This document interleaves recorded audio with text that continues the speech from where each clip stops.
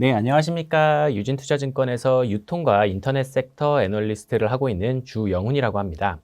오늘은 이제 유통 물류 관점에서 이제 우리나라 시장에서 굉장히 조금 이슈가 되고 있는 이제 전자상거래 시장에 대해서 좀 말씀을 드리고자 합니다. 저희가 이제 제목에도 적어드렸다시피 이제 격변 한국 전자상거래 시장이라는 표현을 제가 제목으로 적어봤는데요. 연초부터 이제 쿠팡 상장부터 시작을 해서 최근에는 이베이 코리아 매각까지 굉장히 한국 전자상거래 시장에 대한 관심이 뜨겁습니다. 그리고 그 과정 속에서 이제 기업들이 받는 기업 가치 역시도 과거에는 상상하지 못하는 수준까지도 올라가는 모습이 나타남에 따라서 왜 이런 변화가 이루어졌고, 그럼 우리가 이런 전자상거래 업체들을 바라보는 데 있어서 중요한 부분은 무엇인지, 그리고 반대로 주의해야 될 부분은 무엇인지에 대해서 한번 점검드리는 시간을 갖도록 하겠습니다. 먼저 이제 발표 순서는 첫 번째로, 그렇다면 이제 이커머스 시장에 대해서 말씀드리기 전에 우리나라 전체적인 소매 유통 시장은 지난 2020년도에 어떤 일이 있었는지에 대해서 점검을 드리도록 하겠습니다. 먼저 이제 2020년 국내 소매 시장 점검해 보기라는 이제 제목을 적어드렸는데요. 2020년은 모두 다 아시다시피 이제 코로나19라는 굉장히 이례적인 상황이 발생을 했습니다. 그러다 보니까 이 상황 속에서 많은 유통업체들이 좋은 모습을 보인 친구들도 있고요. 그리고 굉장히 어려운 모습을 보이고 있는 친구들도 있어서 이 부분에 대해서 먼저 좀 짚어드리도록 하겠습니다. 당연한 얘기겠지만 가장 큰 어려움을 겪었던 건 오프라인 유통업체들입니다. 이 오프라인 유통업체 같은 경우는 당연스러운 이야기지만 유동인구가 많아야지 장사를 할 수 있는 기본이 됩니다. 사람들이 돌아다녀야 이제 나갈 때 입을 옷도 사고요. 화장품도 사고, 그리고 이제 편의점 같은 채널을 생각해 보시면 일단 사람들이 돌아다녀야 그 과정 속에서 음료수도 사 먹고 이러는데, 이제 사회적 거리두기가 이제 시행이 되다 보니까 외출 자체가 이제 많이 줄어들었고요. 이 때문에 타격이 굉장히 심했다라는 점을 짚어드리겠습니다. 그럼 이거를 먼저 저희가 한번 숫자로 파악해 보자라는 측면에서 제가 이제 통계청에서 발표된 이 소매 판매액 을 한번 점검을 드리고자 합니다. 이 소매 판매액을 보시면요. 이제 2019년도에 이제 우리나라의 소매 판매액은 대략 473조 원 정도가 됐었습니다. 그리고 2020년도에는 이제 478조 원을 기록을 했는데요. 이런 코로나 상황 속에서도 오히려 우리나라의 소매 판매액은 조금이나마 증가를 했습니다. 다만 그 사이에서 이 채널별로의 변화를 좀 살펴보자면 백화점, 면세점, 그리고 전문 소매점 같은 경우에는 오히려 이제 매출액이 큰 폭으로 감소하는 모습이 나타났고요. 편의점이나 대형마트 같은 경우에는 거의 그냥 전년도와 유사한 수준이 나타났습니다. 이와 반대로 이 무점포 소매라고 불리는 채널이 이제 19.1조 원이나 1년 사이에 이제 매출이 증가를 하면서 굉장히 좋은 모습이 나타났는데요. 이 무점포 소매가 이제 말 그대로 전자상거래를 의미를 합니다. 그러니까 이 모든 내용을 요약을 해보자면 이 오프라인이 부진한 모든 부분을 온라인이 다 대체해 갔다. 그러면서 우리나라의 전체 소매 시장은 커졌다라는 점을 요약을 드릴 수가 있겠습니다. 물론 이제 이 온라인이 성장한다라는 것은 불과 작년에 벌어진 일은 아닙니다. 지난 몇 년간 계속되어던 일이긴 했지만 이제 지난해 같은 경우에는 그 변화의 속도 자체가 굉장히 컸다라는 점을 저희가 의미 있게 생각해 보실 수가 있겠습니다. 그러면 이 오프라인이 지난해 얼마나 안 좋았는지에 대해서 조금 더 구체적으로 말씀을 드리도록 하겠습니다.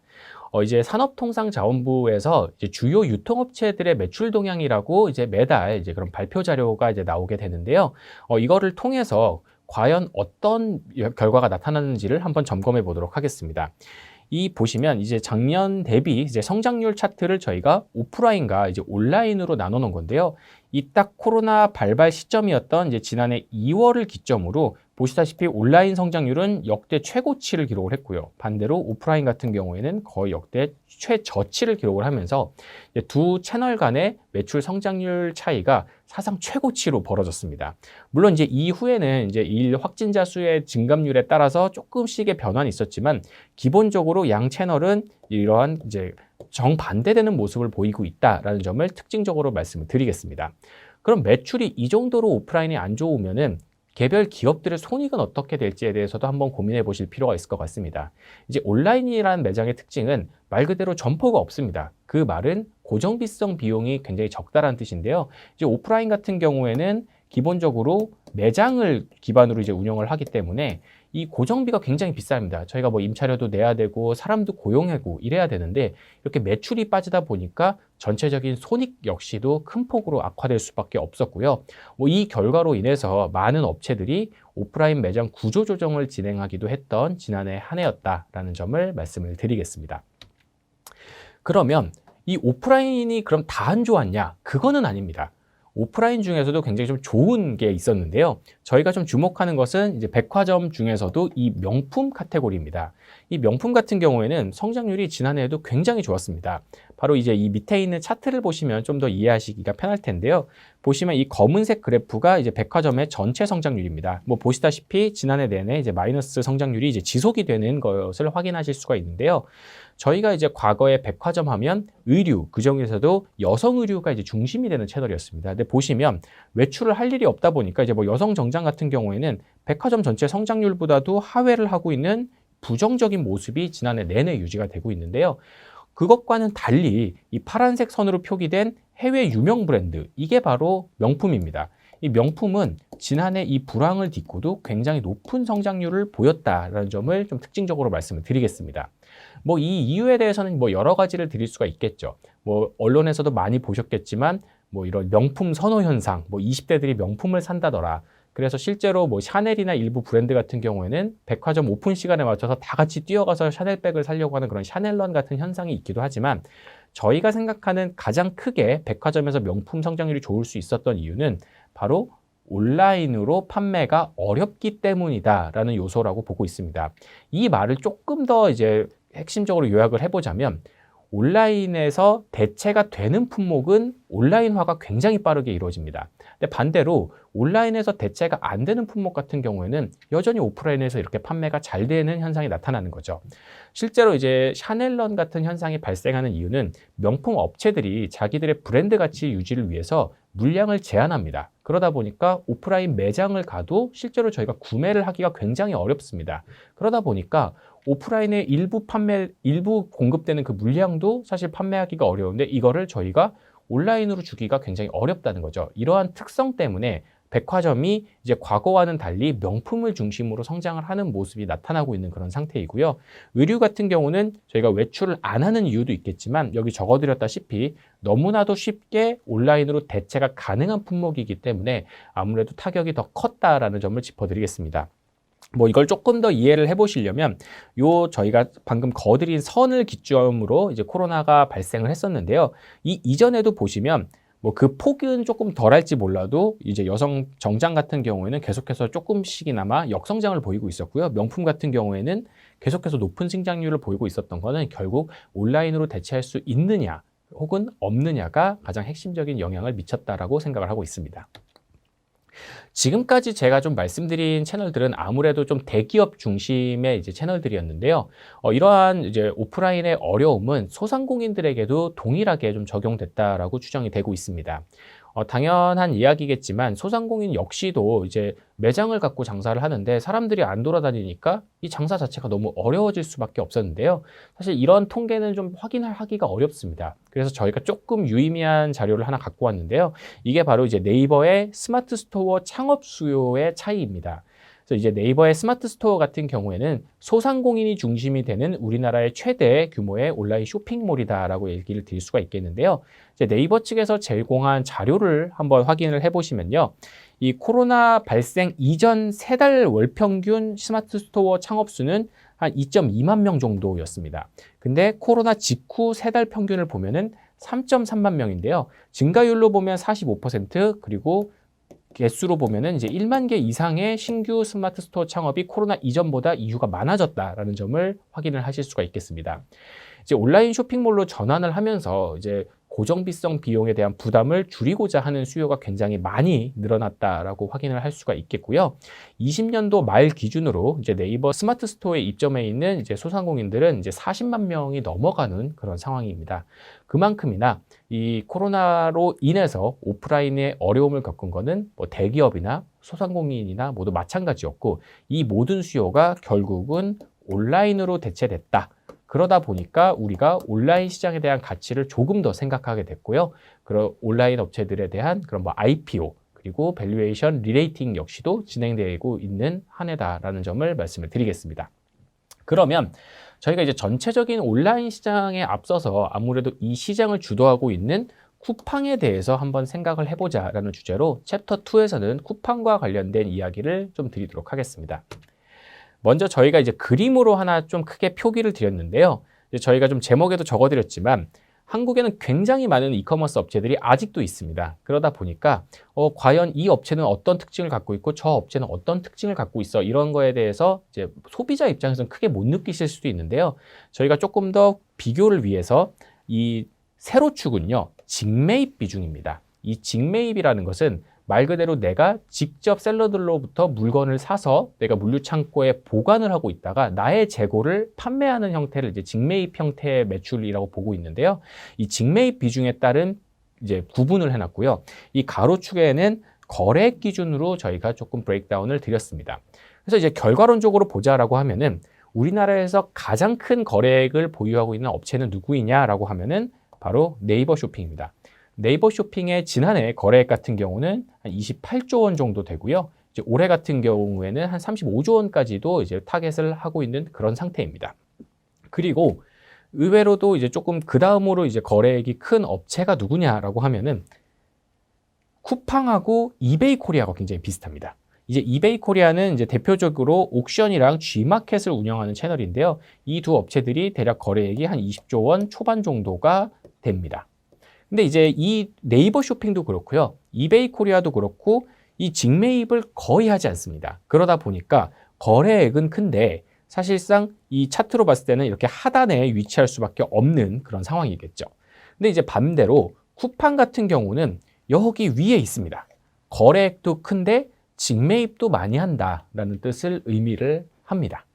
그리고 이제 반대로 마지막으로 이제 뭐 최근에 또 많이 이슈가 되고 있는 마켓컬리라는 업체가 있습니다. 이런 마켓컬리라는 업체는 아직까지 거래액으로 봤을 때는 지난해 겨우 이제 막 1조 원 정도를 돌파할 정도로 아직까지 규모는 이러한 업체들과 비교해서 굉장히 낮지만 거의 대부분 신선식품 배송을 하다 보니까 직매입 비중이 가장 높은 업체라고도 보실 수가 있을 것 같습니다. 그럼 제가 굳이 왜 이런 수많은 이커머스 업체들을 직매입 비중에 따라서 나눴는지에 대해서 좀 설명을 드리자면 이커머스 업체들이 굉장히 좋았지만 실질적으로 가장 좋은 모습을 보인 업체들이 바로 이런 직매입하는 업체들이었기 때문입니다. 그 설명에 대해서는 제가 후반부에 조금 더 말씀을 드리도록 하고요. 먼저 이제 쿠팡에 대해서 좀 일단 성과를 짚어보자라는 측면에서 지난해 쿠팡의 실적을 한번 말씀드리도록 하겠습니다. 이제 쿠팡이 모두 아시다시피 이제 미국에 상장이 되면서 쿠팡의 실적은 이제 달러 기준으로 표기가 돼서 제가 조금 원화 환산해서도 좀 말씀을 드리겠는데요.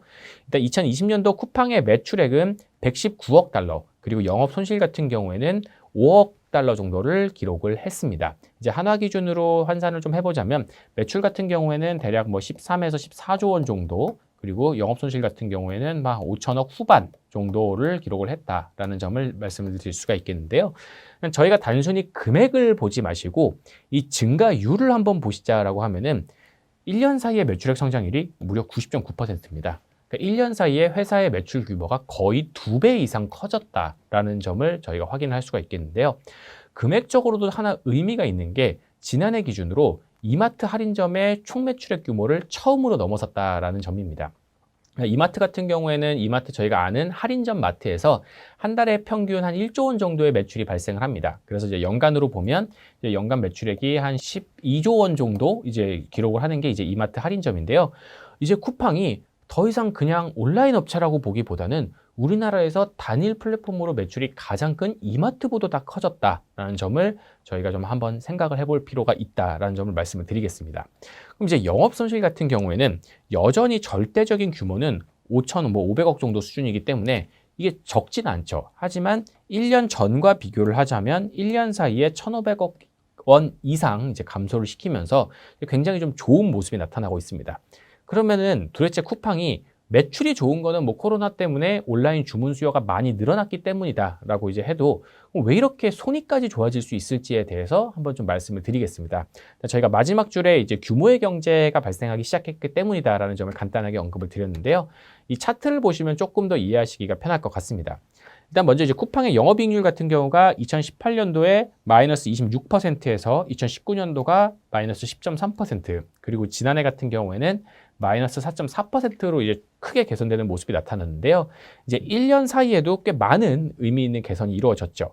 그러면 이 영업이익률이 개선된 포인트를 저희가 판관비 그리고 매출 총이익 측면 두 구분으로 한번 나눠보자라는 점을 하면 매출 총이익률은 사실 2019년도나 2020년도나 비슷합니다. 1년 사이에 0.1%포인트밖에는 개선이 되지가 않았습니다.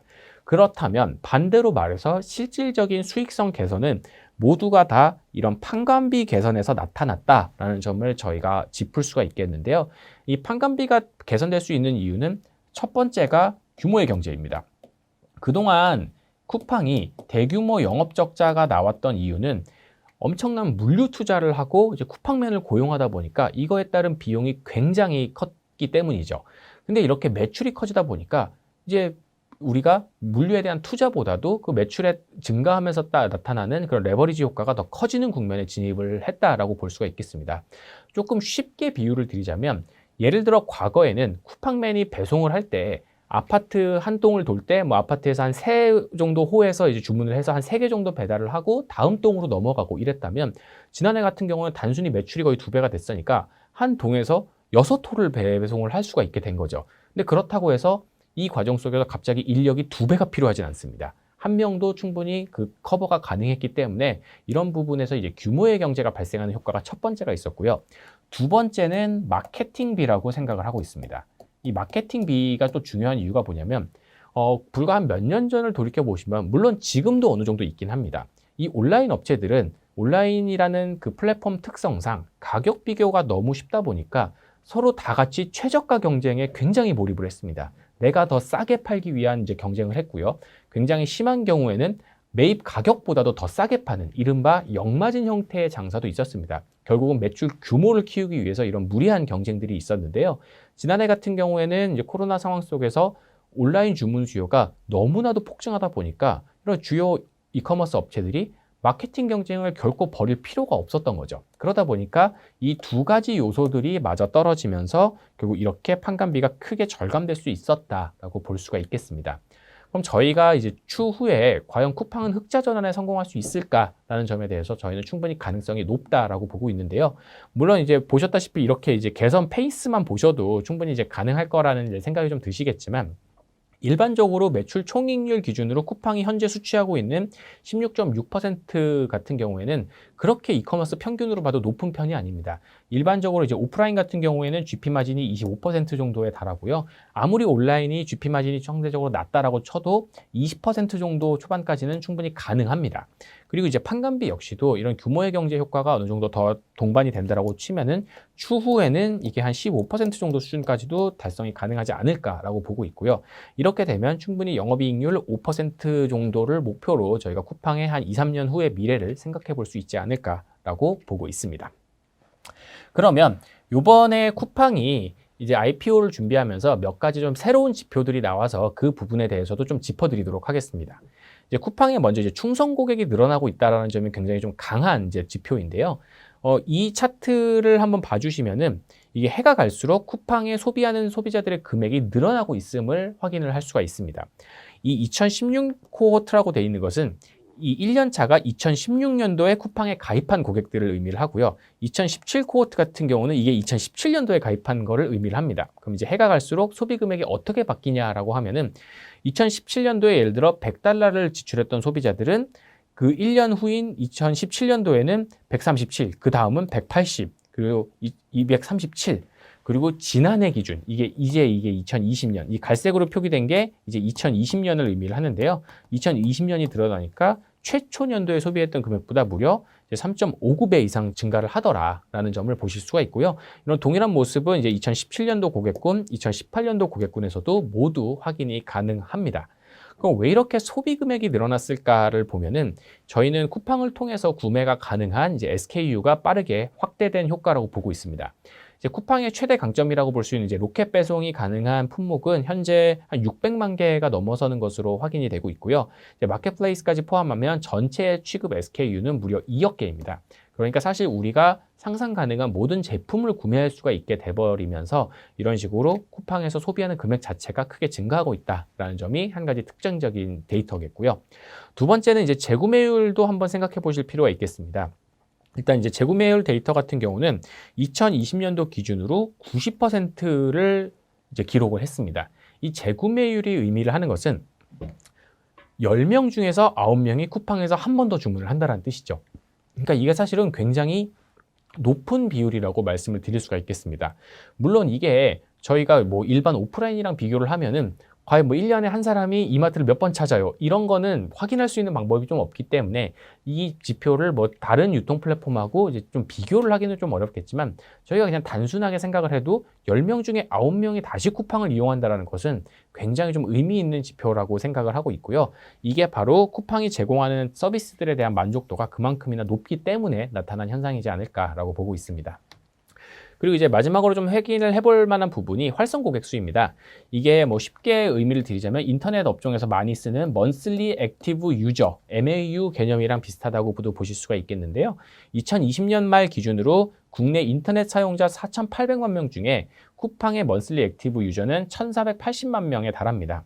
그러니까 엄청나게 많은 이용자가 있고요. 그 이용자의 증가 속도 역시도 굉장히 눈여겨볼 정도로 빠르게 나타나고 있습니다. 근데 저희가 조금 생각해 봐야 되는 것은 저희가 보통 쇼핑을 할 때 개인 단위의 쇼핑도 많지만 일반적으로는 가구 단위로 쇼핑을 합니다. 이 가구의 특정한 한 사람의 그 계정으로 보통 주문을 많이 이제 이루어지기 때문에 이거를 이제 가구 수 기준으로 생각을 해보면 우리나라 가구 수가 대략 한 2천만 명 언저리 정도가 됩니다. 그 기준으로 보면 사실 대부분의 가구가 이미 쿠팡의 잠재적인 고객이다라고도 볼 수가 있을 것 같고요. 현재 이런 크게 늘어나고 있는 이제 먼슬리 액티브 유저의 숫자를 보면은 조만간 우리나라에 있는 모든 이제 가구들이 쿠팡의 고객이 될 가능성이 좀 높지 않나라는 점도 의미가 있는 것 같습니다. 그럼 이제 저희가 한번 생각해 보는 건 아까 제가 인당 소비 금액을 말씀드렸고요. 방금은 먼슬리 액티브 유저 개념을 말씀을 드렸습니다. 그러면 이 두 가지 요소를 조합을 하면은 또 하나 새로운 거를 확인할 수가 있는데요. 바로 그게 고객당 매출입니다.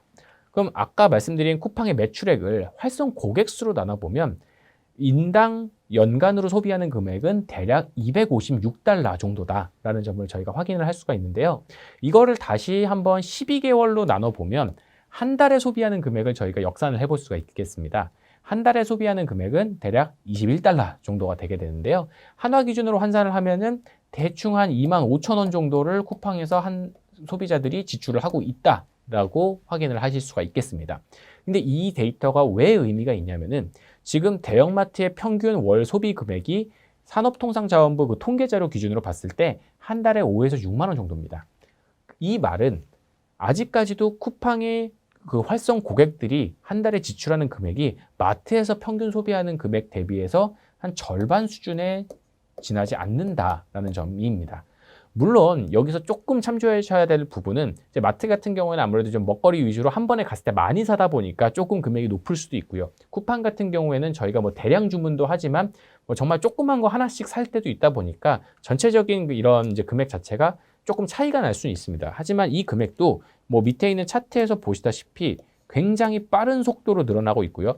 불과 2018년과 비교를 하면은 2020년에는 거의 2배 가깝게 증가를 하는 모습도 보실 수가 있다는 점을 감안을 하면은 추후에 이런 활성 고객당 매출액은 이런 대형마트의 월 소비 금액 수준까지도 증가할 가능성이 있다고 보고 있고요. 이 점을 감안했을 때 저희는 향후에 쿠팡의 성장은 P를 중심으로, 그러니까 지금까지는 Q가 중심이 좀 됐다고 보면은 앞으로는 이 P를 중심으로 쿠팡의 성장이 이루어지지 않을까라고 생각을 하고 있습니다. 그래서 이렇게 지금까지는 쿠팡의 강점에 대해서 알아봤고 이러한 강점을 토대로 쿠팡은 뉴욕 증권거래소의 상장에 성공을 했습니다. 이게 참 재밌는 게 불과 이제 몇 년 전만 하더라도 쿠팡이 1년에 뭐 1조 원이 넘는 이제 적자를 기록하고 뭐 누적 적자 기준으로 뭐 3, 4조가 됐었죠. 그러다 보니까 쿠팡은 망할 것이다라는 이제 걱정도 많았고요. 이게 과연 맞는 투자인 건가? 뭐 이런 의구심이 굉장히 많았습니다. 하지만 이 모든 우려를 벗고 쿠팡은 결국은 성장에 성공을 했고요. 쿠팡의 이제 기업 가치는 첫날 종가 기준으로는 한화 기준 시가총액 100조 원을 상회를 했습니다. 물론 지금은 조금 하락을 했지만 그래도 여전히 굉장히 높은 수준이죠. 이 100조 원의 의미는 굉장히 좀 크다고 생각합니다. 물론 이제 주가라는 게 이제 매일 좀 변동을 하다 보니까 이제 그때그때 좀 엎치락 뒤치락 순위가 좀 바뀌긴 하지만 제가 아직도 기억을 하는 게 이 첫날 3월 11일 기준으로 SK 하이닉스의 시가총액보다도 쿠팡의 시가총액이 높게 형성이 됐던 게 첫날이었습니다. 이 밸류에이션 수준은 PSR 밸류에이션, 저희가 이제 매출액 대비 기업 가치를 반영할 때 이제 사용하는 게 일반적으로 PSR 밸류에이션인데요. PSR 밸류에이션 기준으로는 이제 2021년도에도 매출액이 한 50% 정도 증가한다고 가정을 했을 때 한 5.4배 정도 수준입니다. 이 정도 수준은 누가 받냐라고 하면은 우리가 모두 잘 아는 미국의 아마존이 3.4배입니다. 아마존보다도 높은 숫자이고요. 중국의 알리바바와 거의 유사한 수준에 육박할 정도로 높은 기업 가치를 인정받았다라는 점을 저희가 좀 참조를 하시면 좋을 것 같습니다. 그만큼이나 우리나라 이커머스 시장이 굉장히 빠르게 성장하고 그 안에서 두각을 보인 쿠팡은 결국 알리바바와 비교를 해도 꿀리지 않을 정도의 높은 밸류에이션을 글로벌 투자자들이 인정을 했다라는 점이 핵심이라고 보고 있습니다. 그러면 저희가 조금 이제 좀 짚어봐야 될 부분이 있는데, 아무래도 그럼 쿠팡의 시가총액하고 기존에 우리가 유통에서 자리를 잡고 있는 대기업들과는 어느 정도 차이가 나는지도 한번 생각해 볼 필요는 있는 것 같습니다. 우리나라에는 전통적으로 유통 대기업 3사라고 불리우는 친구들이 있었습니다. 이게 뭐 여기 적어드렸죠. 롯데, 신세계, 현대백화점 그룹입니다. 이 세 업체들이 뭐 백화점도 하고 있고요, 마트도 하고 있고, 슈퍼도 하고 있고, 뭐 최근엔 다 온라인들도 하고 있죠. 이렇게 전통의 대기업이라고 불리우는 이 유통 3사의 시가총액을 모두 합쳐도 20조 원 수준입니다. 20조 원이 채 안 됩니다. 그런데 쿠팡이 최근에 좀 주가가 빠졌다고 해도 여전히 80조 원대 시가총액을 유지하고 있는 것을 감안을 하면은 이런 전통의 오프라인 유통 대기업 3사를 합친 시가총액보다도 쿠팡이 4배 이상 더 크다라는 거죠. 물론 아직까지 매출을 비교를 했을 때 제가 아까 잠깐 언급을 드렸지만 쿠팡은 겨우 이제 신세계 그룹 내에 이마트, 그 중에서도 이마트의 다른 사업부를 다 제외한 할인점을 겨우 넘어선 수준입니다. 그러니까 아직까지는 쿠팡의 매출액이 이들과 비교하면은 그렇게 크다고 볼 수가 없어요. 그리고 여전히 적자도 5천억대가 유지가 되고 있고요. 하지만 기존의 인식과 달리 시장의 평가는 현재를 보지 말고 미래를 바라보자라는 관점에서는 이미 한국 소매 시장의 1인자가 압도적으로 쿠팡이다라고 이제 인정을 한 거고요. 물론 이제 한국의 밸류에이션과 미국 증시의 밸류에이션이 어느 정도 차이가 난다라는 점을 저희가 감안을 해도 그만큼이나 저희가 과거의 인식과는 달리 시장이 빠르게 변했다라는 점을 이제는 좀 인정을 할 수밖에 없지 않나라고 생각을 하고 있습니다. 그러면 쿠팡이 아까 저희가 이렇게 좋은 지표가 있어요라는 것들을 이런저런 포인트들로 설명을 드렸습니다. 그러면 왜 이렇게까지 쿠팡이 왕이 될 수 있었을까에 대해서 조금 더 디테일하게 말씀을 드리자면 저희는 다양한 이유가 있겠지만 그 중에서도 핵심은 물류가 핵심이었다라는 포인트에서 세 번째 챕터로는 쿠팡의 핵심은 물류였다라는 점을 좀 말씀을 드리도록 하겠습니다. 이 물류가 왜 중요했는지에 대해서 말씀을 드리자면 우리나라의 이커머스 시장은 현재 배송 전쟁이 진행 중이기 때문입니다. 여기서 잠시 아까 제가 말씀드린 직매입이라는 요소에 대해서 설명을 좀 드리도록 하겠습니다. 직매입은 말 그대로 내가 물건을 사서 나의 재고로 갖고 있는 거기 때문에 주문이 들어오는 즉시 내가 빠르게 내 물류망을 통해서 배송을 할 수가 있습니다. 그런데 이렇게 직매입을 하지 않고 단순히 플랫폼만을 제공하는 사업자들 같은 경우에는 주문이 들어오는 순간 나는 그냥 플랫폼만을 제공해주는 업체이기 때문에 실제로 거기에 입점한 셀러들이 내가 주문을 또 받고 그럼 개별 송장 처리를 하고 그러다 보니까 빠른 배송을 하는 게 굉장히 어렵습니다. 근데 이미 많은 분들이 이용을 하고 계실 뭐 당일 배송, 새벽 배송, 사실 이런 게 불과 몇 년 전만 해도 상상할 수도 없었던 일인 건데 저희가 코로나를 겪으면서 너무 이런 것들이 익숙해지다 보니까 오히려 지금은 당일에 주문이 배송이 안 오면 이거 왜 이렇게 느려? 아침에 출근하려고 딱 보는데 새벽에 아침에 안 와 있으면 이거 왜 안 오지? 이런 의구심을 들 정도로 굉장히 이런 배송에 대해서 이제 많은 기대치도 올라가 있고 업체들의 역량도 올라가 있습니다. 근데 이거를 하기 위해서는 앞서 말씀드린 것처럼 직매입을 해야 되고, 근데 직매입을 하려면 문제가 뭐냐면 말씀드렸다시피 내가 재고를 가져가는 형태잖아요. 그러다 보니까 이 재고를 보관할 수 있는 물류 창고가 필요합니다. 그러다 보니까 직매입을 한다라는 뜻은 결국 물류를 한다라는 말과도 동일합니다. 그런데 쿠팡 같은 경우에는 우리나라에서 물류를 가장 크게 하는 이커머스 업체입니다. 그래서 쿠팡 같은 경우에는 총 물류센터 면적이 2,500만 평방피트를 이제 보유를 하고 있고요. 우리나라에서 거주하는 인구의 70%가 쿠팡 물류센터 11.3km 이내에 거주를 하고 있는 상태입니다. 그러니까 결국은 빨리 배송을 하려면 아무리 시스템이 좋고 이런 것도 중요하지만 절대적으로 물류센터가 많고 소비자들과의 가까운 거리에 위치를 해야지 빠른 배송을 해줄 수가 있거든요. 그러다 보니까 쿠팡에 이렇게 많은 물류센터가 있고 그 인구의 70%가 쿠팡 물류센터 11km에 살고 있다는 점은 굉장히 큰 강점이라고 말씀을 드릴 수가 있겠습니다. 그리고 이제 또 하나 좀 여기서 재밌는 이야기를 좀 드리자면 이번에 쿠팡이 IPO를 준비하면서 제출을 한 이제 IPO 신고서에 보면 쿠팡이 우리는 우리나라 전자상거래 업체 중에서 물류 1위 업체가 아니다. 우리는 전체 우리나라 물류 사업자 중에서 2등이다라는 표현을 합니다. 그럼 1등이 누구냐? CJ 대한통운이겠죠. CJ 대한통운을 제외하면 그 어떠한 택배사보다도 우리가 물류망을 갖추고 있고 이게 우리의 핵심 경쟁력이다라는 점을 어필할 정도로 쿠팡은 자기 사업의 핵심을 물류라고 가정을 하고 있습니다. 그렇다면 이 어느 정도 격차가 이제 나는지에 대해서 좀 말씀을 드리자면 앞서 말씀드린 것처럼 쿠팡은 전국 30개 도시에 100개 이상의 물류센터를 확보를 하고 있고요. 지난해 말 기준으로 하루에 배송 가능한 건수가 250만 건에 육박을 합니다. 그러면 직매입을 그나마 쿠팡 다음으로 크게 하고 있는 업체가 누구냐면은 신세계그룹의 SS닷컴입니다. SS닷컴이 근데 지난해 배송 건수가 하루 평균 12만 건 수준밖에 안 됩니다. 그리고 세 번째 마켓컬리 10만 건 수준입니다. 물론 이 업체들도 물류 투자를 하고 있고 올해 캐파가 늘어날 겁니다. 하지만 이미 쿠팡과의 격차는 거의 10배, 15배 이렇게까지 벌어진 상황이고 쿠팡도 이번에 IPO를 통해서 자금을 추가로 조달했고 6개의 풀필먼트 센터에 대한 투자 계획을 밝힌 만큼 이러한 격차를 쉽게 좁히기는 어려운 그런 상황입니다. 그러면 쿠팡은 과연 누구를 따라해서 이렇게 물류에 투자를 한 것일까라고 하면은 여기도 정답은 있습니다. 바로 글로벌 1위 이커머스 업체인 아마존입니다. 이 왼쪽 이제 사진으로 띄워드린 분이 이제 아마존의 이제 창립자이자 CEO였던 이제 아마존 제프 베조스가 되겠죠. 근데 제프 베조스가 강연에서 굉장히 재밌는 대답을 한 적이 있습니다. 10년 후에 무엇이 바뀔까에 대한 질문을 굉장히 많이 받는다. 하지만 중요한 것은 10년 후에도 무엇이 바뀌지 않을까가 더 중요한 것이고 그런 것을 찾아냈다면 우리가 여기에 대한 투자를 집중을 해야 된다라는 말을 한 적이 있습니다. 그거에 대한 결과가 무엇이었냐? 제프 베조스가 생각한 10년 후에도 바뀌지 않을 핵심은 바로 물류였습니다. 이유를 생각해 보면 이 물류는 어떠한 형태로 우리가 유통시장이 바뀌든지 결국 소비자들한테 최종적으로 전달은 해야 된다. 그렇기 때문에 이 물류는 10년 후에도 바뀌지 않을 것이고 20년 후에도 안 바뀌겠죠. 그렇기 때문에 아마존은 물류에 투자를 한다라고 밝혔고 실제로 그러한 길을 걸어온 회사가 바로 아마존입니다.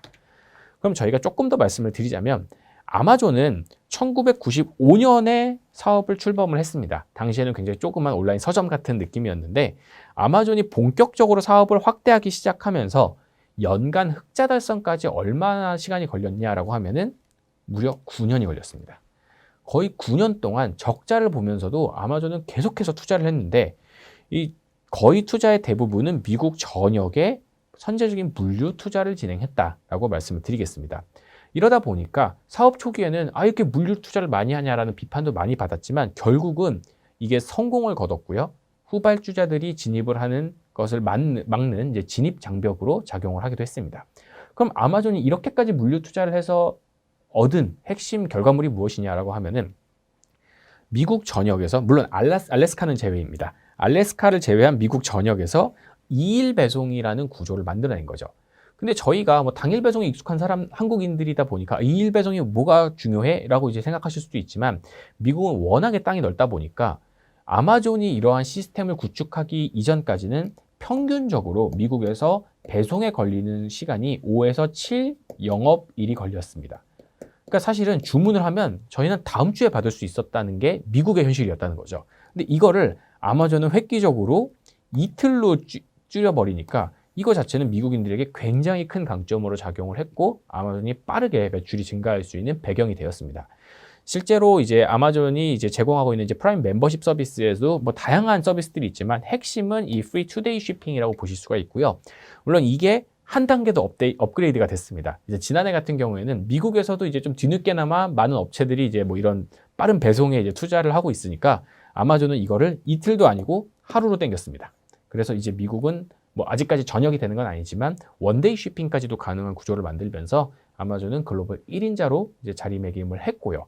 되게 재밌는 건 아마존은 미국에서만 장사를 하는 게 아니라 글로벌 많은 국가들에서 장사를 하고 있습니다. 근데 어느 국가를 진출을 하든지 아마존은 핵심 경쟁력을 물류라고 잡고 있고요. 그 나라의 물류 투자를 선제적으로 하는 그런 모습을 보이고 있습니다.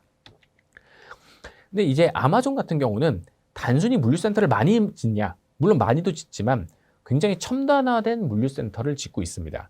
그래서 일단 2012년도에 이 키바 시스템이라는 업체를 하나 인수를 한 게 있는데요. 이 키바 시스템 같은 경우에는 이렇게 물류 창고에서 사용되는 이제 로봇 기술을 만드는 회사입니다. 그래서 이게 저희가 이제 아마존의 물류센터 전경을 이제 사진으로 하나 보여드렸는데요. 이 사진에서 보시면 이렇게 뭐 레일을 따라서 이 많은 물류 로봇들이 움직이면서 자동으로 이제 막 다 소팅을 하고 있습니다. 근데 물론 이게 오늘날 와서 생각을 하면은 많은 업체들의 물류센터에서 적용이 되고 있는 기술은 맞습니다.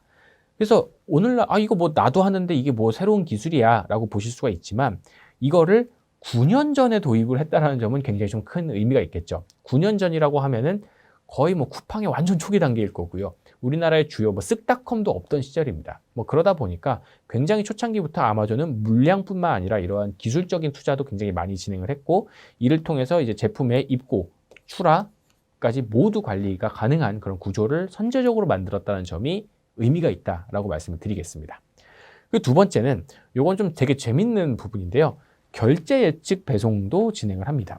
이게 이제 왜 중요하냐면 한국 같은 경우는 물리적인 이제 거리가 국가의 규모가 그렇게 크지가 않기 때문에 사실 이런 게 없이도 그냥 하루 배송이 그렇게 어렵지 않게 됩니다. 근데 미국은 정말 뭐 뉴욕에서 주문을 해서 뭐 캘리포니아로 배송하는 건 정말 비행기가 떠야 되다 보니까 너무 느립니다. 이거를 이제 원데이 쇼핑, 뭐 투데이 쇼핑으로 하기 위해선 이제 아마존이 도입한 게 이제 결제 예측 배송 시스템인데 여기 저희가 이제 구조에 대해서 조금 도식화를 시켜드렸는데 쉽게 얘기를 드리자면 이미 빅데이터를 기반으로 소비자가 접속을 하는 순간 그리고 과거의 구매 패턴을 다 분석을 해서 이 소비자가 이쯤 되면 이 제품을 살 거다라는 점을 미리 예측을 하고요. 그 고객의 인근 도시에 있는 물류센터로 배송을 벌써부터 시작을 해버립니다.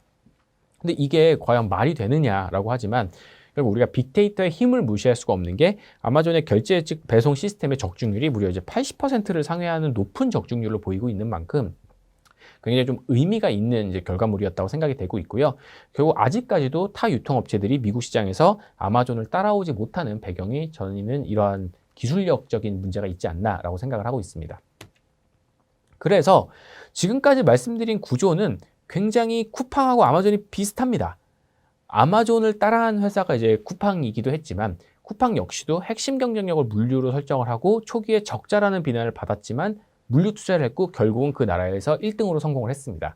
다만 이제 양사의 차이는 조금 있었는데요. 아마존 같은 경우에는 이제 클라우드 사업부인 아마존 웹 서비스 이 부분이 굉장히 성공을 하면서 아직까지도 글로벌 1위 클라우드 업체가 아마존 웹 서비스입니다.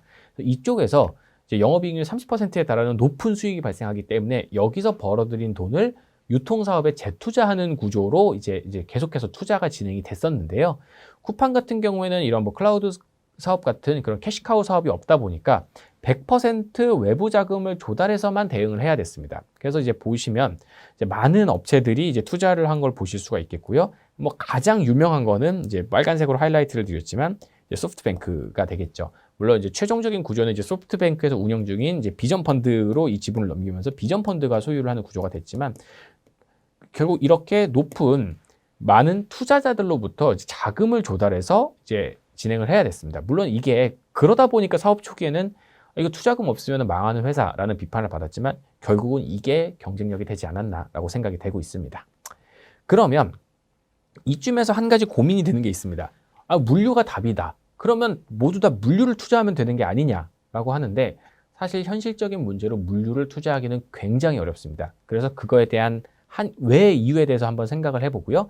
그 대안이 될 수 있는 이 풀필먼트에 대해서도 좀 언급을 드리도록 하겠습니다. 왜 물류가 정답이라면 다른 업체들은 투자하지 않을까? 결국은 자금입니다. 물론 이게 뭐 땅값도 다르고 뭐 건설 그 사이즈에 따라 다르지만 일반적으로 뭐 저희가 뭐 흔히 말하는 그 SS.com의 온라인 전용 물류센터를 하나 짓기 위해서는 대략 1,500억에서 2,000억 원 정도의 자금이 수요가 됩니다. 이게 하나 짓는데 투여되는 금액입니다. 근데 전국의 모든 빠른 배송이 가능한 물류센터를 짓기 위해서는 최소 10개 이상은 확보를 해야 됩니다. 사실 10개도 굉장히 부족하죠. 10개 정도면 사실 수도권 대응하면 웬만한 대도시 말고는 대응이 좀 어렵습니다. 그러다 보니까 이거 자체가 막대한 투자 금액이 들어가는 거죠. 결국 쿠팡처럼 수조 원의 돈을 쏟아부을 자신이 있느냐라는 현실적인 고민을 한번 대답을 해야 되고요. 두 번째는 이 아까 저희가 설명드린 부분에도 있지만 물류센터를 확보하면서 직매입 구조로 바꾸는 것 자체가 굉장히 큰 고민입니다. 이 이유 자체가 재고에 대한 부담을 내가 지겠다라고 가져가는 거거든요. 기존의 많은 이커머스 사업자들은 그냥 단순히 플랫폼만을 제공하기 때문에 그냥 수수료를 받으면 끝이지 내가 재고에 대한 고민을 할 필요가 전혀 없었습니다. 근데 결국 빨리 배송하기 위해서 물류센터를 짓고 직매입으로 바꾼다는 것은 아예 사업의 모델 자체를 바꾼다는 것이기 때문에 많은 업체들이 이런 물류 투자를 섣불리 결정하기가 어렵다라는 점을 말씀을 드리고 싶습니다. 그래서 최근에 떠오르고 있는 게 바로 이 풀필먼트입니다. 이 풀필먼트는 쉽게 말하면 사자물류라고도 볼 수가 있겠는데요.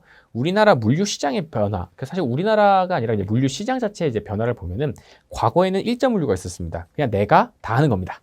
근데 이거 좀 현실적으로 어려워지니까 물류 자회사를 이용하는 이자 물류라는 게 생겼고요. 대부분 아직까지는 B2B의 영역, 여기까지도 그렇습니다. 근데 이제 삼자 물류라는 게 도입이 됐고 이런 부분들이 이제 흔히 우리가 아는 현재의 구조다라고 이제 말씀을 할 수가 있겠는데요. 이제 최근에는 이런 사자 물류까지도 바뀌고 있고 이 사자 물류가 풀필먼트다라는 점을 말씀드리겠습니다. 조금 더 구체적으로 풀필먼트가 뭔지 도식화해서 설명을 드리겠습니다. 쉽게 말씀을 드리자면 각 온라인 플랫폼에 입점되어 있는 셀러들이 내가 재고를 직접 보유하는 형태가 아니라 이런 풀필먼트라는 창고를 운영하는 업체들한테 위탁을 해놓는 것입니다. 그럼 이제 위탁을 통해서 플랫폼에 주문이 들어오면 바로 그 풀필먼트 센터로 주문이 접수가 되게 되고요. 그럼 바로 센터에서 일괄적으로 배송을 하게 되는 거죠. 그러니까 쉽게 보면 셀러들이 수요를 예측해 계약된 물량을 풀필먼트 센터에 재고를 미리 보내놓고 주문이 접수되면 바로 풀필먼트 센터로 자동으로 접수가 되면서 풀필먼트에서 재고를 파악하고 바로 배송을 시작하게 됩니다.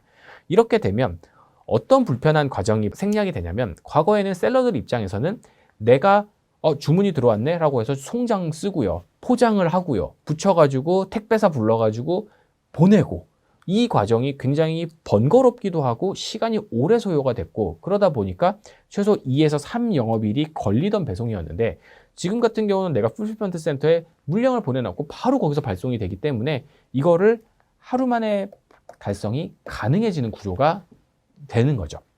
그래서 이 풀필먼트 센터의 가장 적극적으로 모습을 보이고 있는 이제 네이버를 기준으로 좀 설명을 좀 드리자면 네이버 같은 경우는 앞서 저희가 그 이커머스 업체들을 도식화한 차트에서도 말씀을 드렸지만 거래 기준으로는 28조 원을 달하면서 우리나라 마켓 쉐어 17.4%로 1위 업체입니다. 하지만 직매입을 하지 않고 물류를 하지 않다 보니까 이게 굉장히 배송이 느린 거죠. 그리고 또 하나 문제가 신선식품 배송도 못합니다. 왜냐하면 신선식품 같은 경우에는 조금 더 배송의 난이도가 있는 게 이게 상하는 식품이다 보니까 유통기한이 있잖아요. 그러다 보니까 뭐 콜드체인도 갖춰야 되고 이러다 보니까 진짜 내가 직매입해서 물류 투자를, 콜드체인 투자를 하지 않는 이상 할 수가 없는 부분입니다. 그래가지고 이 부분에서 굉장히 좀 뒤처지고 있다는 게 네이버 입장에서 많은 고민이었어요. 그러다 보니까 네이버가 이것을 극복하기 위한 전략으로 NFA, 이게 풀어서 설명드리면 네이버 풀필먼트 얼라이언스라는 전략을 발표를 했는데요. 이걸 통해서 이런 배송에 대한 문제를 해결하고자 합니다. 여기서 핵심이 되는 게 바로 풀필먼트인데요. 이 NFA 전략이 뭐냐라고 말씀을 드리자면 가장 크게는 그러니까 쉽게 좀 얘기를 드리면 이건 것 같습니다. 나는 직접 물류를 운영하진 않을 것이다. 하지만 물류를 잘하는 각 분야별 물류를 잘하는 업체들과의 제휴를 통해서 우리가 이 문제를 극복하겠다라는 거죠. 그래서 여기 이제 그림이 조금 잘 요약이 되어 있는데요. 쉽게 말씀드리자면 소비자들의 요구는 좀 다양합니다. 빠른 배송이 필요한 거, 급한 거는 뭐 생필품, 화장품 뭐 이런 게 되겠죠. 이거는 우리나라의 택배 1위 업체인 CJ 대한통운하고의 제휴를 맺어서 CJ 대한통운의 풀필먼트 센터를 통해서 이길 배송을 하겠다라는 전략을 발표를 한 거고요. 뭐 아까 말씀드렸던 것처럼 콜드체인이 필요한 신선식품, 이거는 누가 잘하지? 라고 보니까 그럼 할인점 업체들이 이거를 주업이고 잘하겠구나 라고 하니까 그럼 난 이마트랑 제휴를 해서 신선식품 배송을 하겠다. 뭐 이런 식의 전략을 각 분야별로 다 만들어낸 게 네이버 NFA 전략의 핵심이다라는 점을 말씀을 드리겠습니다. 그럼 조금 더 풀필먼트 관점에서 말씀을 드리자면 이제 네이버가 CJ 대한통운하고의 풀필먼트 계약을 이제 지난해 초에 맺었습니다. 그러면서 지난해 한 해 같은 경우에는 테스팅을 하는 과정이었습니다. 그래서 아직까지는 네이버의 브랜드 스토어 중에서 이 CJ 대한통운의 풀필먼트 서비스를 이용하는 업체가 작년도 기준으로 8개밖에 안 됩니다. 그러니까 사실 굉장히 적죠. 근데 이렇게 적은 이유는 더 할 수 있었지만 일단은 테스트를 통해서 이 효과에 대해서 확인하는 것이 필요했다라는 이제 그런 테스팅 과정이라고 한번 생각해 보시면 될 것 같고요. 실제로 이렇게 테스트를 해본 결과 지난해 이제 CJ 대한통운의 풀필먼트 서비스를 이용한 네이버 입점 셀러들의 이길 배송 확률이 무려 99%였습니다. 그러니까 사실 거의 이길 배송으로 대응이 가능했다라는 거죠. 이렇게 되는 배경은 저희가 아까 설명드린 그런 풀필먼트의 구조 때문이라고 얘기를 드리겠습니다. 그러다 보니까 이제는 확실히 이런 풀필먼트 센터가 효율이 있구나라는 점을 인지를 했고요. 올해는 상위 100개 브랜드사를 대상으로 이런 식으로 본격적인 서비스에 나설 것으로 이제 계획을 밝히고 있는 상태이고요.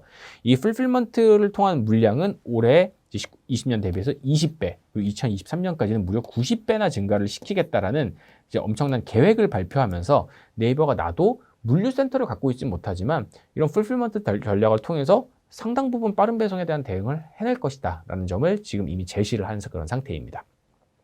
그러면 이 풀필먼트를 이용하는 셀러들 입장에서는 어떤 이득이 있는지에 대해서도 저희가 한번 생각을 해봐야 되잖아요. 이 부분을 좀 요약을 드리자면 이 이베이 코리아가 먼저 좀 스마일 배송이라는 형태의 이런 풀필먼트 센터를 좀 운영을 하고 있는데요. 여기서 조금 이제 이 효과에 대해서 좀 언급한 부분이 있어서 좀 말씀을 드리겠습니다. 일단 당연한 얘기겠지만 풀필먼트 계약을 통해서 이 풀필먼트 센터에 내가 물량을 보내려면 내가 그 창고의 일부분에 대한 이제 임대차 계약을 맺어야 되니까 당연히 그 임대차 계약을 이용하기 위한 비용이 지출이 되게 됩니다. 하지만 이게 내가 개별로 하나하나 포장을 하고 하다 보면은 이제 저희가 택배 주문할 때도 업체들이랑 계약을 할 때도 건 바이 건으로 계약을 하는 것보다 한 번에 벌크로 대량 계약을 하면 당연히 그 단가가 인하가 되게 되잖아요. 이런 효과들이 상쇄가 되면서 결국 최종적인 금액은 과거에는 뭐 대략 뭐 한 이 정도였는데 지금은 이 정도다. 그래서 결국은 21%나 오히려 절감되는 효과가 나타난다라는 점을 이렇게 밝혔기 때문에 결국은 셀러 입장에서도 비용적으로 굉장히 이득이 되는 게 풀필먼트 센터를 이용하는 구조라는 거죠. 그리고 단순히 그것뿐 아니라 이건 좀 귀찮은 작업들이죠. 포장하고 송장 처리하고 CS 업무 보고 이런 부분들도 결국 풀필먼트 센터에서 다 대응을 해주기 때문에 셀러 입장은 정말 단순하게 내가 좋은 물건을 만들어서 판매만 하면 되는, 그러니까 정말 판매 본업에만 집중할 수 있는 환경을 만들어준다는 측면에서도 풀필먼트는 굉장히 좀 큰 이득이 있지 않나라고 생각이 되고 있습니다. 그래서 앞으로 이런 풀필먼트를 이용하는 업체들은 좀 많이 늘어나지 않을까라고 생각이 되고 있고 그 중심이 네이버다라는 점을 말씀을 드리겠습니다. 그리고 뭐 이 외에도 좀 대응하기 위한 어떤 전략들이 좀 나타나느냐에 대해서도 조금 짚어드리고 싶은데요. 이런 오프라인 배송 거점 활용 전략도 많이 나타나고 있습니다. 이거는 이제 주로 이제 기존 오프라인 유통업체들을 중심으로 나타나고 있는 변화인데요. 저희가 이제 과거에 흔히 가던 마트들, 뭐 슈퍼마켓들, 뭐 일부 백화점들 이런 게 있는데요. 거의 뭐 변화의 중심은 현재는 마트를 중심으로 이루어지고 있어서 마트 중심으로 좀 말씀을 드리자면 이 마트를 배송 기지로 활용을 하는 거죠.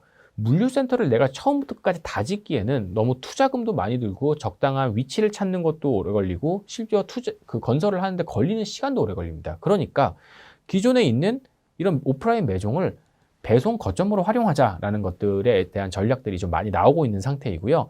대표적으로 SS닷컴은 이제 PP센터라고 부릅니다. 피킹 앤 패킹 센터의 약자인데요.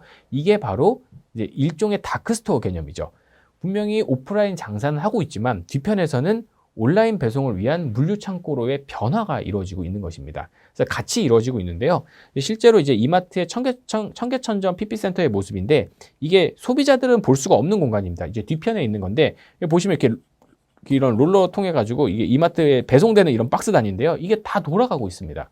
그러니까 이거 자체는 굉장히 큰 장점이라고도 볼 수가 있는데 이제 오프라인 점포들은 아무래도 도심 중심에 있다 보니까 소비자들하고의 접근성이 굉장히 좋습니다. 그러니까 거리가 가깝다는 거죠. 그러다 보니까 이런 오프라인 점포를 활용한 배송도 굉장히 많이 늘어나고 있는 그런 상태입니다. 다만 이제 이런 전략을 할 수 있는 업체들은 기존의 도시에 오프라인 매장을 갖고 있는 이제 유통업체들이 될 가능성이 좀 높기 때문에 뭐 순수 온라인 업체들 입장에서는 이런 전략을 쓰기는 어렵지만 기존에 있는 뭐 앞서 말씀드린 그 유통 대기업 3사들 같은 경우에는 이런 전략을 통해서 쿠팡과의 격차를 조금이라도 줄이고자 하는 노력들이 앞으로 많이 나올 거다라는 점을 말씀을 드리고 싶습니다. 그럼 마지막 파트에서 좀 말씀드리고 싶은 건 지금까지는 물류 얘기를 드렸는데 그럼 앞으로는 또 뭐가 중요해질까에 대해서도 한번 마지막으로 고민을 해보자라고 얘기를 드리겠습니다. 저희는 핵심으로 보고 있는 게 바로 이 콘텐츠입니다. 이 콘텐츠라는 거는 사실 유통하고는 조금 상관이 없는 영역이라고도 보실 수가 있겠죠. 근데 저희가 보고 있는 핵심은 다양한 부가 서비스를 제공하면서 결국 소비자들을 락인시키는 것이 핵심적인 요인인데 이거에 대한 가장 중요한 게 콘텐츠다라고 보고 있는 겁니다. 그러니까 지금까지는 뭐 가격 싸면 좋아, 그리고 뭐 배송이 빠르면 좋아, 이거의 중심이었다면 지금부터는 이 얼마나 자기들의 생태계에 더 많이 몰입을 시킬 것인지가 핵심이라고 보는 거죠. 이거에 대해서 조금 재밌는 변화가 벌써 이루어지고 있는데 쿠팡이 뭐 모두 아시겠지만 올해 초에 쿠팡 플레이라는 OTT 서비스를 출시를 했습니다. 근데 이 OTT 서비스가 쿠팡 로켓 와우 회원이라면 무료로 이용이 가능한 구조인데요. 이 쿠팡 로켓 와우 회원의 월 회비가 2,900원밖에 되지가 않습니다. 그러니까 넷플릭스 스탠다드, 그러니까 가장 큰 OTT 업체죠. 넷플릭스 스탠다드의 월 이용 요금이 12,000원인데 쿠팡이 이거를 2,900원 내는 회원이라면 무료로 제공을 한다? 이거에서 알 수 있는 건 결국 쿠팡은 이걸 통해서 돈을 벌 생각은 없다라는 거죠. 근데도 그럼 불구하고 왜 이러한 전략을 하느냐라는 것은 결국은 고객들을 다른 플랫폼으로 빼앗기지 않기 위해서 서비스를 제공한다라고 보시는 게 저는 가장 합리적이지 않을까라고 보고 있습니다. 결국 지금은 모든 산업의 경계가 없어지고 있습니다. 결국 소비자들은 우리가 뭐 물건도 사야 되지만 이런 뭐 컨텐츠도 즐겨야 되고 뭐 다양한 것들을 하는데 결국 많은 업체들이 이걸 한 번에 내가 서비스로 제공해 줄 수 있다라고 하면은 이게 얼마나 또 큰 매력이 되지 않겠습니까? 그러다 보니까 이런 차원에서 이런 컨텐츠 쪽에 대한 투자가 많이 늘어나고 있는 거고요. 바로 또 대응이 나옵니다. 네이버 쇼핑 역시도 갑자기 이런 이제 추가적인 전략을 나타내는데요. 지난해 6월에 네이버가 네이버 플러스 멤버십이라고 또 유료 회원 멤버십 서비스를 이제 런칭을 했습니다. 그래서 초기 당시에는 가장 큰 혜택으로 나온 게 이 네이버 페이로 결제할 경우에 최대 5%의 포인트 적립을 해준다라는 것을 이제 강점으로 내세웠는데요. 저희가 조금 재밌게 보고 있는 건 쿠팡이 쿠팡 플레이에 대한 런칭을 하자마자 네이버가 바로 대응에 나선 게 티빙 방송 무제한 이용권을 멤버십 회원들한테 제공을 했습니다.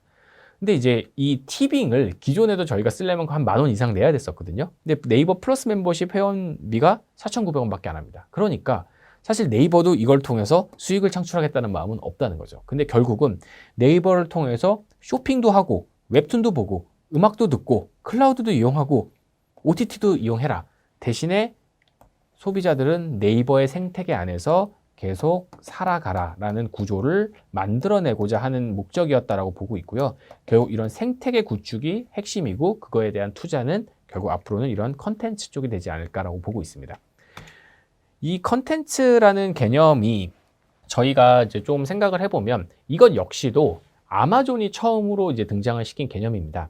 아마존도 결국은 아마존 프라임 멤버십이라고 하는 그런 멤버십 서비스를 런칭을 하면서 이 멤버십 회원들한테 뭐 음원 서비스, 그리고 뭐 TV를 볼 수 있는 서비스도 제공을 하고 뭐 물류도 제공을 하고 이런 모든 거를 다 복합적으로 제공을 하다 보니까 지금 와서는 아마존을 단순히 유통기업이라고 보기보다는 그냥 전체적인 소비자들을 다 잡고 있는 거대 플랫폼이라고 해석을 하시는 게 조금 더 맞다라고 보고 있는데요. 이런 모습들이 결국 뭐 쿠팡도 나오지만 네이버도 나오고 뭐 다 같이 이런 변화들이 좀 더 가속화되지 않을까라고 보고 있습니다. 그래서 저희가 좀 마지막으로 좀 상기해 드리고 싶은 것은 저희가 좀 좋아하는 용어인데요. 메트칼프 법칙에 대해서 한번 생각을 해보자라는 겁니다. 이 메트칼프의 법칙이라는 것은 네트워크의 규모가 커지면 커질수록 비용은 직선적으로 늘어나지만 그 가치는 기하급수적으로 늘어난다라는 점을 의미를 하죠. 그래서 그림에도 좀 잘 표기가 되어 있는데 단순히 하나와 하나를 연결하는 링크는 이 정도의 가치일 뿐이지만 이게 뭐 보시다시피 하나, 둘, 셋, 넷, 5개가 되면은 이렇게도 연결이 되지만 서로 이렇게 또 연결이 되면서 점차 네트워크의 가치가 올라가고 그게 더 늘어나면 늘어날수록 가치는 극대화되는 모습을 보이게 됩니다. 그러니까 이거 자체가 결국 우리가 이제 유통을 과거처럼 그냥 단순히 물건을 파는 플랫폼 이렇게 하나로 봐서는 대부분의 이커머스 업체들의 기업 가치를 설명을 할 방법이 없습니다. 그리고 실제로 업계의 변화는 이런 물건을 판매하는 것 이상으로 나는 컨텐츠도 제공할 거야. 그리고 결제 시스템도 제공할 거야. 실제로 뭐 아시다시피 뭐 네이버는 네이버 페이, 쿠팡도 쿠팡 페이 이러면서 이런 결제에 대한 편의까지도 다 금융. 그러니까 결국 유통, 뭐 금융, 컨텐츠 이런 다양한 것들이 하나의 플랫폼으로 엮이는 변화가 이루어지고 있고요. 이런 변화의 결과값이 이런 매트칼프의 법칙이 적용이 되면서 기업 가치가 좀 급수적으로 올라가고 있는 것이 아닌가라고 생각을 합니다.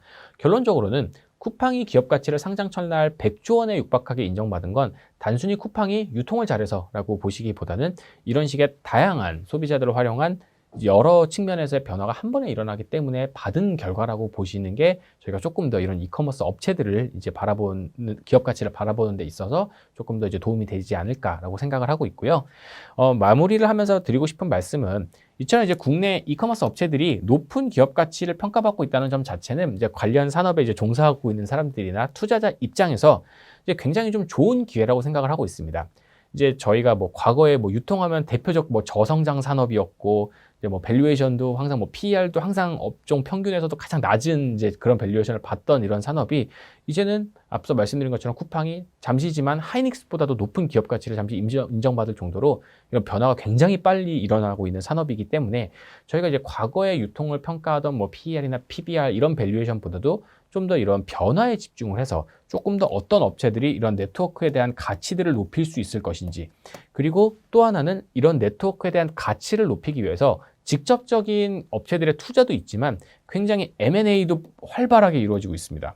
그러다 보니까 이런 M&A의 과정을 통해서 누가 더 승자가 될 것인지, 그리고 그 과정 속에서 어떤 투자 기회가 있을 것인지는 앞으로 무궁무진한 좀 기회가 있다라고 생각이 되고 있기 때문에 점차 이런 빠르게 변화하는 시장 환경에 대해서도 좀 지속적으로 관심을 가지시면 좀 더 도움이 되지 않을까라고 생각을 하고 있습니다.